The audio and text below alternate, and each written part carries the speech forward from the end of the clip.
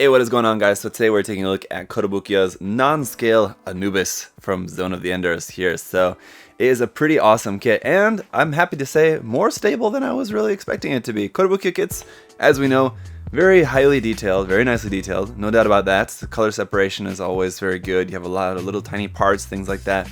But not always the most stable, and I was expecting this kit, and I'd heard some things about this kit and other Zone of the Enders kits, is that not really the most stable, but I don't know, so far it's doing okay. That said, it does have its fair amount of seam lines on there, but a ton of details. So, you know, if you're willing to put in the work, it's a super detailed, super awesome kit of Anubis. But for your average builder, you might find it a little bit underwhelming, but I don't know. I think the seam lines, although there are many of them, you know, aren't super apparent. So even if you just want to build this up straight out of the box, stick it up on your shelf, it's still going to be looking cool. But if you really want it to look its best, just keep in mind that there is going to be a fair amount of work involved in this kit. But let's get into it, and let's start off by talking about what all you get included in the box with the kit. So the first thing we get, aside from the kit itself, is of course this cool stand here with the Anubis and Zone of Enders logo on there. Very nice. It's kind of, this has this matte black finish, just the way that that part is molded, and where like the sides and the edge is in gloss, so it does look really, really cool. That has an arm for holding that up underneath the back end of the Anubis itself, and then we have a second arm. This is for helping to support the sort of backpack back section of this here. And that is basically consisting of 6 of these parts here. Now we have a little bit of movement here with these parts open up like that, and even on the inside of there you have some nice detail with the part in there. This light tan color it's like light tan, but it has a little bit of like gold injection going on with that, so it is like very slightly gold in how that appears, so it's kind of interesting. Pretty nice. You have some nice detail all around, the little vent details up there. But yeah, you've got 6 of those, so that takes a while to get those put together. Then you've got some like actual effect parts for mounting those up. So you've got this one, which will allow you to mount them in obviously kind of like semicircle pattern behind there. Then you got this other option here, which will allow you to, these are the parts that you'll mount for that, and you mount them onto here instead. And then this will allow you to mount those in a straight line across instead of the curved pattern.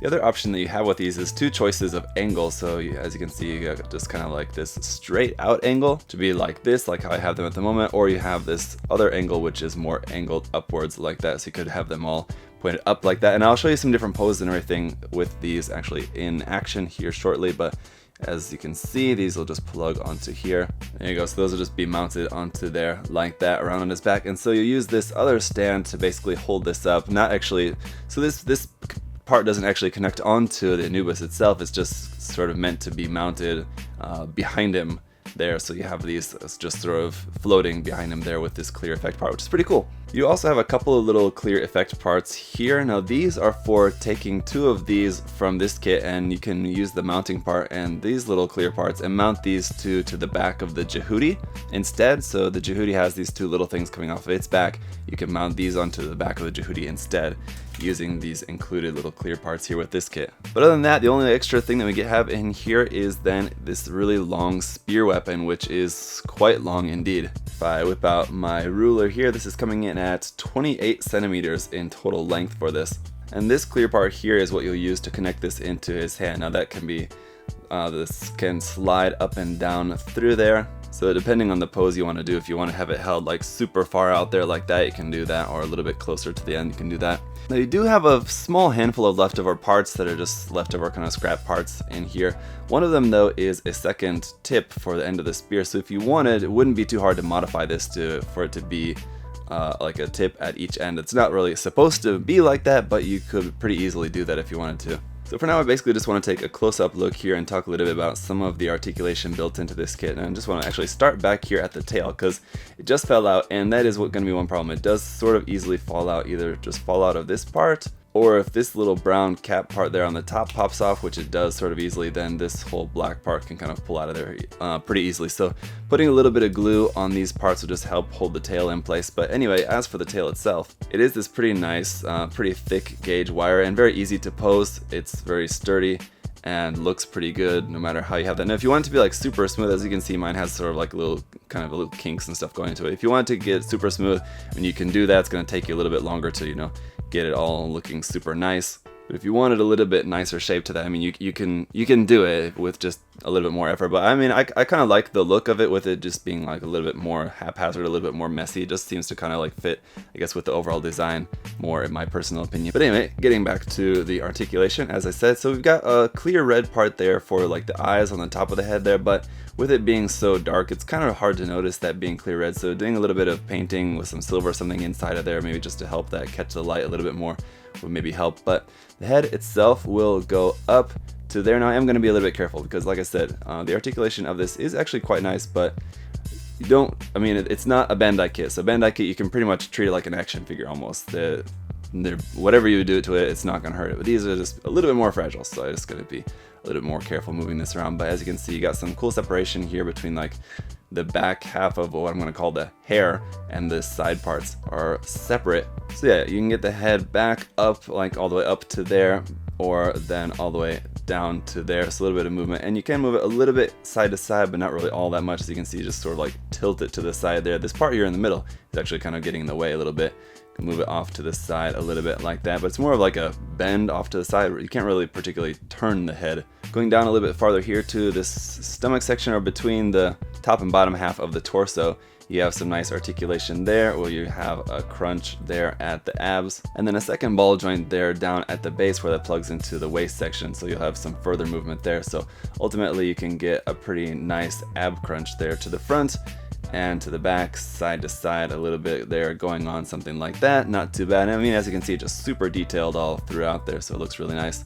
As for the arms, first off, this shoulder armor, you have this top part here, which is on a ball joint that moves a little bit, and this section here also moves a little bit like that, so those parts can kind of like move out of the way as you're moving things around. But you're going to be able to get the shoulder up only to about there, which is not super far, about 90 degrees to the body. And as for forward movement there, the way that the shoulder is built, it would kind of seem like that is meant to come out to the front a little bit, but really it doesn't all that much. You can move it forward and back a little bit, but it's just kind of very loose. It's just gonna like pop out of there kind of easily. So while it seems like there's meant to be some forward movement with that, it doesn't really do it all that well. You can sort of get it a little bit forward like that, but it's gonna be pretty easy to pop out of there anyway. So otherwise the arm is gonna work pretty normally. You've got some rotation here just above the elbow joint. A nice double joint there in the elbow is going to give you more than 90 degrees, but not a really full bend there. And then the rest of this is just kind of all one solid piece. So this sort of like hand section there is just kind of set as it is. It's not going to be able to rotate or bend or do anything there. You can see there's where you're going to plug in the effect part for holding the spear. You have that same plug-in point there on either hand, so you can hold that either the left or the right. Down here at the hips, pretty interesting joint here with those. Be able to get the legs separated out pretty far out to the side, the way that those kind of hips, those parts kind of like expand out like that. It's pretty good. And this part at the side of the waist section can actually be just attached from there. You can sort of like rotate that up a little bit out of the way for bringing the leg farther forward, even though you have this very strange design for this leg, of course. But as for bending the knee, it doesn't bend backwards. It doesn't go backwards. It's not meant to go that way. It will, however, bend forward like that, about 90 degrees to there. So in total, you have just about 90 degrees bend forward there for that knee bit. And then down here, as for the feet, again, feet in quotation marks, these work kind of interestingly. So you fold this white part back just a little bit at first, and then this black part inside there, you can pull that out. That slides out like that, and then bend that around like so. I'm sorry, not there. It's meant to plug into there, into the bottom of the foot. So then you got that bit there on the bottom of the feet like that. Pretty interesting gimmick, and works pretty well. I mean, for a kind of sliding, slightly complex gimmick there built into the leg. And then just for a size comparison here, so you guys can get an idea of how big this kit is. Here it is compared to the standard size 1/100 scale Gundam kit, and albeit the dual assault shroud there a little bit bulkier than your standard Gundam, but at least for the height comparison, you can see how it's going to be coming in at about the same height as your standard master grade kits, although very thin in the case of the Anubis.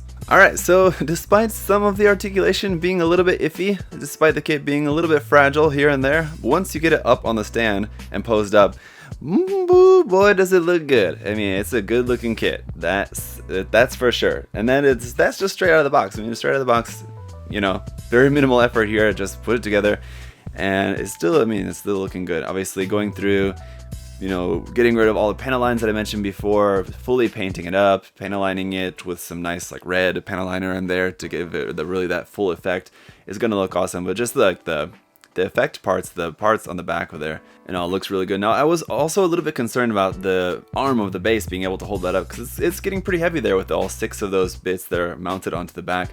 It is pretty heavy, but they seem to be holding it up at the moment, and the arms can be tightened with the screws there. So I think if you were really set on a certain pose, you know, you get it set to where you want it to be, and then just tighten up those screws so that those are going to be stuck there and won't fall down over time or something. So yeah, I gotta say, like with a lot of kits like this, sort of like the Metal Gear Rex or the Evangelion Kotobukiya kits, it's sort of like a very similar thing that we have with a lot of Kotobukiya kits, is that it's kind of a love it or leave it thing. And I don't mean to say that like, oh, if you aren't willing to put in tons of work on this kit, then don't even bother buying it. That's not what I mean, but what I mean is that just don't go into the kit thinking that it's going to be something similar to like a Bandai Master Grade kit. It's going to be a little bit more complicated, and if you really want it to look its best, you know, the Bandai Master Grade kit or something, you just paint it and it's going to be looking good. This one's just going to have a little bit more work involved, so I just wanted to make that clear for those of you guys who may be more towards the beginner side.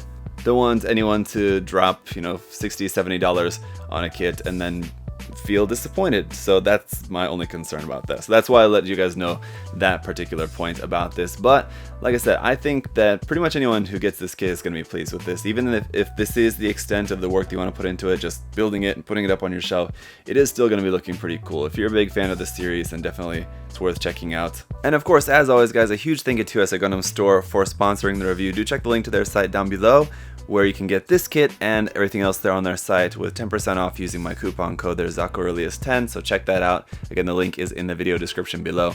I don't know about the rest of the kits in the line, the Jehudi, and I think there's also the Dolores and another really super weird looking one.